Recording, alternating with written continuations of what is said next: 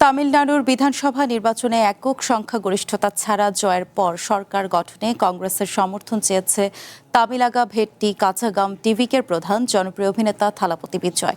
কংগ্রেস নেতা কেসি ভেনুগোপাল এ তথ্য নিশ্চিত করেছেন। ভেনুগোপাল জানান, আজ চেন্নাইয়ে তামিলনাড়ু প্রদেশ কংগ্রেস কমিটির বৈঠকে এই বিষয়ে চূড়ান্ত সিদ্ধান্ত নেওয়ার কথা রয়েছে।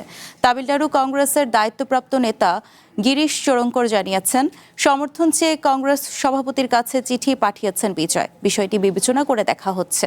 দলটির কেন্দ্রীয় নেতৃত্ব রাজ্য শাখাকে এ বিষয়ে সিদ্ধান্ত নেয়ার পূর্ণ স্বাধীনতা দিয়েছে বলেও জানানো হয়। তবে সূত্রের বরাতে এনডিটিভি জানাচ্ছে, স্থানীয় রাজনীতিতে দীর্ঘদিন ডিএমকের জোটসঙ্গী কংগ্রেস এবার টিভিকে সমর্থন দিয়ে সরকার গঠন করতে যাচ্ছে। আর এমন গুঞ্জনে ক্ষুব্ধ হয়ে কংগ্রেসকে সরাসরি বিশ্বাসঘাতক বলে আখ্যা দিয়েছেন ডিএমকের মুখপাত্র সারাভানান আন্না দুরাই। Political situation.